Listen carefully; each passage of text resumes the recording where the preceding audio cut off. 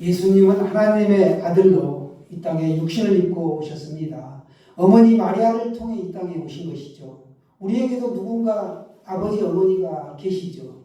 그렇게 내가 이 땅에 이렇게 태어날 수 있었습니다. 예수님의 어머니는 이 땅에 그 어느 어머니보다도 수많은 고통을 겪으셨습니다. 어머니 못지않게 이 아들 예수님도 효성이 아주 지극하셨습니다. 그래서 마지막에 보시면 십자가에 운명하시기까지 어머니를 잊지 않으셨다라는 걸 알 수 있습니다. 이 시간에는 우리가 함께 읽은 우리 오늘 본문 말씀을 통하여 보라 내 어머니라 라는 제안에 함께 은혜를 나누겠습니다. 여러분, 효도는 하나님의 명령입니다. 예수님은 요한에게 내 어머니다 라고 말씀하십니다. 이것은 요한의 어머니라는 거예요. 예수님은 왜 요한에게 이렇게 짐을 맡기고 있는 것일까요? 성경은 내 부모를 공경하라 이렇게 말씀하고 있습니다. 에베소에도 보시면 주 안에서 내 부모에게 순종하라. 이것이 약속이 있는 첫 계명이다. 그리고 내가 땅에서 장수한다. 이렇게 말씀하고 있습니다. 주 안에서 순종하라. 주 안에서 공경하라는 거예요. 이 사실을 잊지 말아야 합니다. 예수님에게는 동생들이 있었죠. 그런데 그들은 모두 주님 밖에 있는 사람들이에요. 그렇기 때문에 오늘 영적인 제자, 자녀인 요한에게 자신의 어머니를 부탁한 것입니다. 주 안에 있는 것이죠. 이때 이제 새로운 가족 관계가 시작된 것입니다. 요한의 입장에서는 이것이 아주 짐이 될 수 있었습니다. 사실 요즘 내 부모도 모시기 어려운 것이 현실이죠. 여러분, 주 안에서 우리가 부모에게 효도합시다. 우리도 자녀에게 효도를 받아야 된다라고, 나는 응당 자녀에게 효도를 받아야 된다라고 생각하면 이것이 착각일 수 있다는 거예요. 하나님은 너희가 심은 대로 거둔다 이렇게 말씀하고 계십니다. 부모들이 잘못 심을 까닭에 간혹 자녀들로부터 외면을 당하기도 하고 무시를 당합니다. 그러나 나를 낳아주시고 길러주신 부모님은 누가 뭐라 해도 끝까지 나의 부모님이 되신다는 거예요. 그렇기 때문에 우리는 부모님을 모셔야 되는 거죠. 인륜이나 천륜으로 봐도 그렇고 하나님의 명령이기 때문에 우리가 따라야 하는 겁니다. 예수님은 어머니를 모시지 못하고 세상에서 말하는 부모보다 먼저 죽는 경우입니다. 세상에서는 부모보다 먼저 죽으면 불효자라고 하지요. 그러나 인류 구원이라는 그 막중한 임무를 완성하셨습니다. 믿지 않는 동생들에게 예수님은 어머니를 맡기지 않고 영적인 제자에게 어머니를 의탁하신 것을 오늘 볼 수 있습니다. 신령한 것을 심은 마리아에게는 다시 신령한 그 영적인 열매가 맺히도록 하십니다. 신령한 것을 심고 신령한 열매를 거두는 여러분의 가정이 되시기를 바랍니다. 예수님께서는 자신을 마리아의 아들이라고 말하지 않는다는 거예요. 그리고 특별히 요한을 딱 지목해가지고 여자여 이렇게 말합니다. 여자여. 우리가 여자라고 하면 한국 어떤 이미지에서 생각하면 굉장히 하대하는 것 같은데 그렇지 않습니다. 극존칭을 칭하여 부르는 거죠. 우리나라는 여사님 정도? 그거보다 더 위에. 그렇게 호칭하고 있는 것이죠. 이 요한이 이제 당신의 아들입니다. 이렇게 하신 것이죠. 만약에 예수님이 어머니 마리아를 이해했다면 여자여라고 부르지 않았겠죠. 어머니라고 불렀을 것입니다. 예수님은 요한을 향하여 보라 내 어머니다 이렇게 하셨습니다. 그것은 예수님이 십자가에 운명하시기 전에 다시 한번 마리아와의 그 관계를 말씀하시고 이제 새로운 가족이 어떻게 된다는 것을 보여주신 것입니다. 예수님의 이 말씀은 나는 이제 천국으로 갑니다. 그렇지만 당신과 새로운 관계를 가져야 합니다. 이제부터 나의 제자 요한이 당신을 모실 것입니다. 이런 의미예요. 주님은 마리아의 아픔을 하시고 육신의 어머니를 요한에게 부탁하신 것입니다. 십자가의 고통 중에서도 육신의 어머니를 생각하신 것입니다. 그래서 십자가의 사랑은 끝까지 사랑하는 것입니다. 지금 여기 물이 있는데 깨끗한 물이죠. 만약에 이 물이 오염됐다. 그러면 이 오염된 물을 정화하는 방법에는 이 컵을 바싹 던져서 깨뜨려버리는 방법이 있을 수가 있고, 물을 완전히 쏟아버리는 거예요. 더러운 물이니까. 또 하나는 여기다가 물을 붓고 부어요. 계속 깨끗한 물을 주입하는 겁니다. 그러면 이게 넘쳐서 종래에는 아주 깨끗한 물이 된다는 거예요. 하나님의 사랑, 예수님의 사랑이 이와 같습니다. 마찬가지로 우리 부모님의 사랑도 끝까지 자녀를 믿고 기다려주고 품어 안습니다. 간혹가다 장례가 나면 가보면 우리가 볼 수 있는데 막 대성통곡을 하고 땀을 치고 우는 자식들이 있어요. 대개 보면 그 자식은 살아생전에 부모 속을 무던히도 썩혔던 그런 자식인 것을 우리가 알 수 있습니다. 여러분, 장례식장에서 많이 울지 말고 평소에 부모님에게 잘 하시기를 바랍니다. 여러분, 예수님의 사랑, 이 부모님의 사랑, 십자가에 달리신 상태에서도 육신의 어머니 마리아를 그의 제자 요한에게 부탁하셨습니다. 창에 찔리고 지금 피가 흐르고 하는데 그런 아픈 상태에서도 예수님은 눈을 지그시 이렇게 보시고 했다는 거예요. 예수님 그 요한과 그 지금 어머니 마리아 걱정스러운 근심 어린 그 애통하는 마음으로 쳐다보고 있는 거죠. 자기 아들을. 오늘 여기에는 두 가지 중요한 사실을 보여주고 있습니다. 하나는 육신의 부모를 공경해야 한다라는 겁니다. 우리가 부모를 공경하는 것 마땅한 도리이죠. 예수님은 십자가의 고통 가운데서도 육신의 부모인 어머니였던 마리아를 그의 제자 요한에게 부탁하셨습니다. 부모 공경하는 것을 몸소 실천하며 삶으로 보여주셨습니다. 그렇다면 우리는 당연히 우리의 육신의 부모를 공경하는 일에 신경 써야 되죠. 오늘날 우리 사회의 큰 문제 가운데 하나가 부모를 공경하지 않는 것. 부모를 심지어 학대하고 죽이기까지 하는 걸 우리가 볼 수 있습니다. 이른바 존속사회. 부모를 공경하는 마음이 사라져가는 이 세태가 유행병처럼 지금 점점 번져가고 있다라는 겁니다. 부모가 힘이 있고 재산이 있고 건강할 때는 부모의 도움을 받고 이렇게 부모의 사랑 안에서 더 은혜를 누리다가 부모가 이제 연약해지고 아프고 병들면 현대판 고로장처럼 남몰라라 하는 경우가 많이 있다는 거예요. 물론 바쁘죠, 삶이. 이런 현상이 지금 믿음의 가정까지 와 있다라는 게 힘이 유감스러운 일입니다. 신자됨의 특징은 부모를 공경하고 하나님의 그 명령을 따르는 걸 드러내는 겁니다.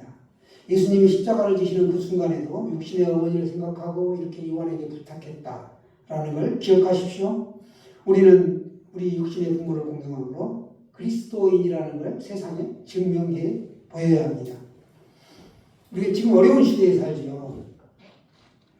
그렇기 때문에 우리가 하나님의 명령을 제대로 이해해야 한다라는 겁니다. 두 번째로 예수님께서는 그의 어머니를 요한에게 부탁하신 것, 이것은 예수님이 십자가에 돌아가심으로 인하여 이제 새로운 공동체, 즉 교회 공동체, 이 교회의 사명이 무엇인가를 보여주고 있다라는 사실입니다. 요한이 육신적으로는 마리아와는 모자관계가 아니었죠. 그런데 그리스도 안에서 새로운 가족으로 이제 받아들이게 했다라는 것입니다. 이 새로운 공동체, 이것은 혈연적인 공동체도 아니요, 이익 공동체도 아니요, 본질적으로 다르죠. 이런 것과는.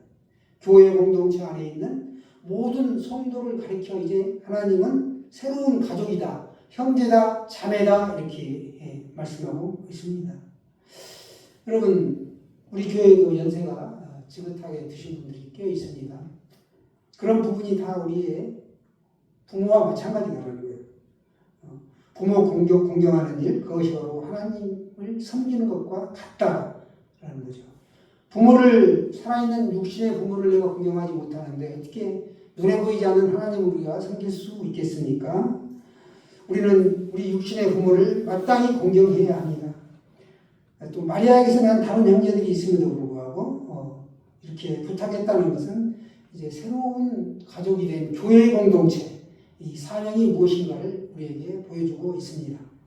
그리스도 안에서 새로운 가족이 된 사람들은 서로 이렇게 사랑해야 한다라는 겁니다. 여러분 요즘 뭐 이렇게 이것도 지났나요? 이제 한참 뭐 여기까지 갔는 것 같은데 서로 사랑하시길 바랍니다. 예수님이 십자가를 지실 때 보면 그 남성 제자들은 다 도망을 가버렸습니다.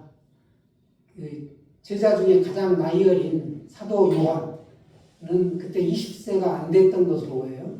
20세가 넘은 성인들은 괜히 예수님 밑에 있다가 붙잡혀가서 병을 칠까봐 다 도망간 거예요. 사도 요한은 아직 성인이 안 됐기 때문에 그 가장 사랑하는 제자였습니다. 그런데 다른 네 여자분과 같이 육신의 어머니와 마리아와 막달라 마리아와 또 살로메 이렇게 있었죠. 살로메가 이모입니다. 이모. 예수님의 이모가 되는데 십자가 곁에 있는 그 분으로 같이 지켰다라는 거예요.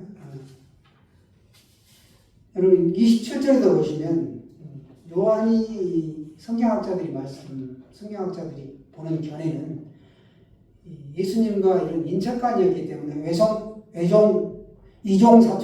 이종사촌관이었기 때문에 특별히 부탁했다라고 보는 견해도 있습니다. 27절에서 보시면 요한에게 내 어머니라 이렇게 하시면서 마리아를 부탁해요. 사도 요한은 그때부터 자기 집에 예수님의 어머니 마리아를 자신의 어머니로 모시고 삽니다.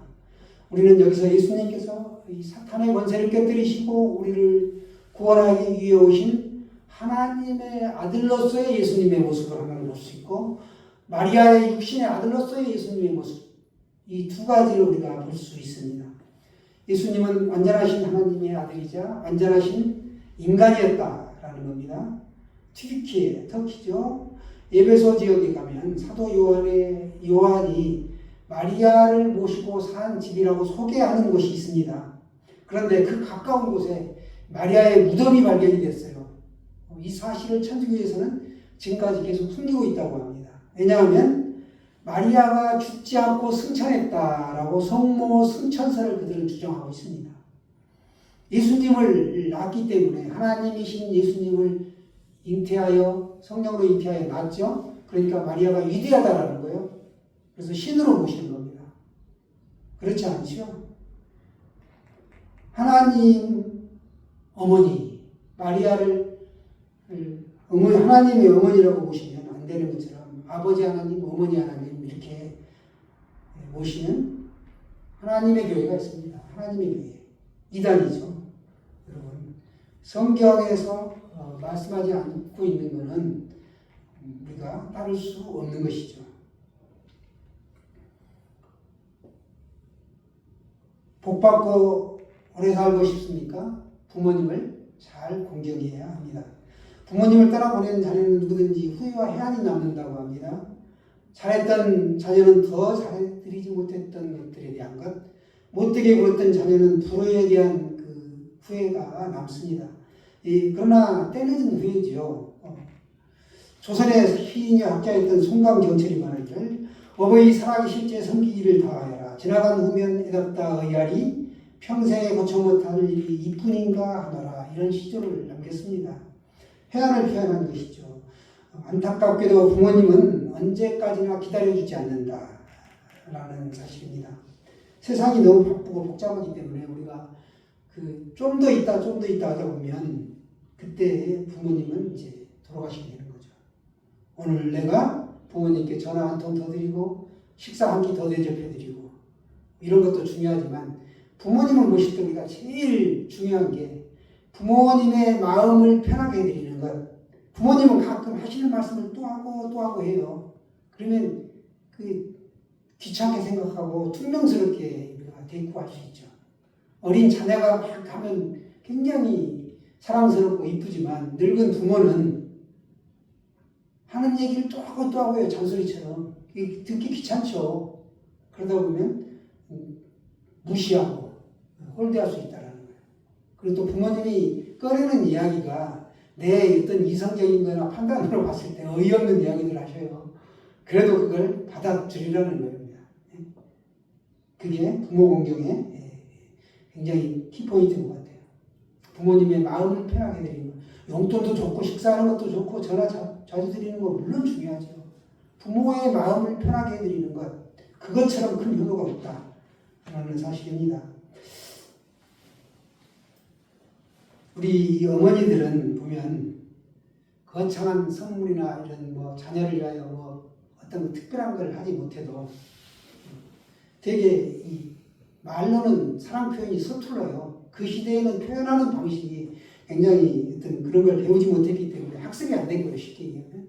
그래서 그 어떻게 표현하냐면 먹는 음식을 통하여 자녀들에게 자꾸 사랑을 줍니다. 밥상머리 맛있는 음식을 통하여.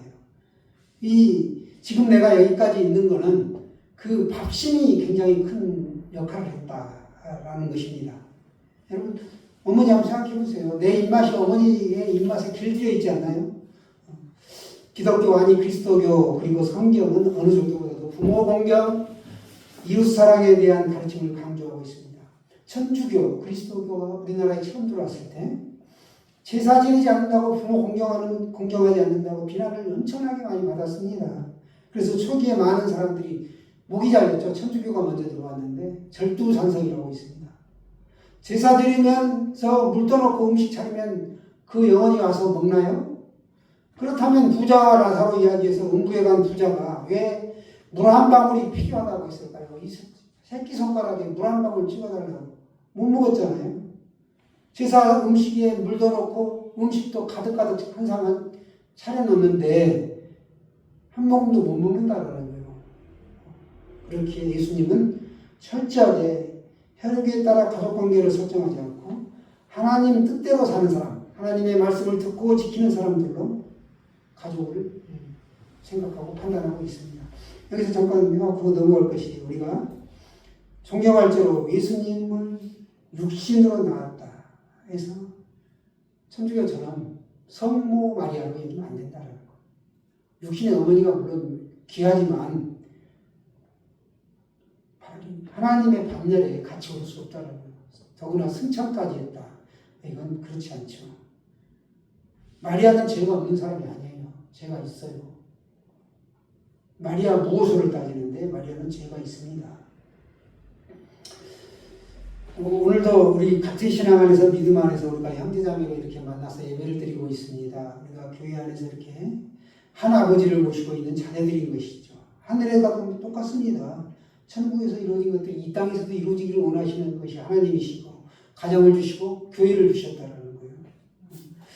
그런데 어찌 보면 우리가 다행스러울 수도 있어요. 천국에 가면 아버지 어머니로 부부로 이렇게 살지 않는다라는 거예요. 이 땅에서 지긋지긋한 부부 사이가 안 좋을 수 있어요. 그런데 천국에서 또 만나면 어떻겠습니까? 그러니까 한식 놓으세요. 그런 분들이 혹시 계시다면 천국은 하나님 아버지를 중심으로 천사와 같은 모습으로 우리가 살게 된다는 거예요. 부모 자녀 관계가 아닙니다. 그래서 엄마 아빠 형제 자매가 없다. 오직 유일하게 하나님만 아버지로 우리가 모신다라는 거예요. 누가복음 20장 36절을 보시면 그들은 다시 죽을 수도 없나니 이는 천사와 동등이요 부활의 자녀로서 하나님의 자녀이니라 이렇게 말씀합니다. 예수님은 이 땅에서 천국의 모습을 이루고자 하셨습니다. 예수님은 자기 친동생들 넷이 있었죠. 그럼에도 불구하고 사도 요한에게 이모가 되는 마리아를 그 어머니를 모시라고 말씀하고 운명하셨습니다. 사도 요한도 비록 이모이기는 하지만 자신의 육신의 어머니가 아님에도 불구하고 마리아를 어머니로 끝까지 모셨습니다. 이것이 예수 안에서의 가족이라는 것. 다른 이들과는 가족관계가 다르다. 세상에서 가족 기준과 우리의 가족 기준은 다르다. 물론 가족관계 등본이나 이런 걸 띄면 육신적인 거로 나오죠. 그러나 예수 믿는 사람은 혈연관계를 떠난다라는 겁니다. 우리는 메시아로서 부모를 바라보는 것이다 라는 겁니다. 예수님은 하나님이신데 하나님이 세상 사람들을 보고 어머니라고 아버지라고 할 수 없는 것입니다. 사도 바울도 이런 신앙 안에서 가족관계를 설정하고 있는 것을 우리가 볼 수 있습니다. 신앙의 고수들을 보면 대부분 혈연관계에 얽매이지 않는다는 것을 우리가 알 수 있습니다. 새로운 영적 관계, 이 가족관계는 믿음 안에서 이루어지는 형제요 자매라는 것입니다. 우리는 하나님 안에서 다 같은 성도요 형제요 자매입니다. 또 말씀드리지만 그래서 우리가 조정민 목사님 교회는 바로 그렇죠. 형제요 자매라는 거예요. 우리들도 신앙 안에서 믿음 안에서 한 가족이다. 이걸 늘 기억하십시오. 그래서 서로 사랑해야만 하는 것입니다. 육신의 부모도 주 안에서 우리가 사랑해야 합니다. 하나님도 마땅히 우리가 사랑해야 합니다. 우리에게 붙여주신 이 땅의 육신의 가족과 교회 안에서의 영적인 가족, 특히 나에게 붙여주신 나를 오늘날에 내가 있게 하신 부모님을 잘 공경하고 사랑하여 이 땅에서도 잘되고 장수하여 복받으시기를 주님의 이름으로 축원합니다.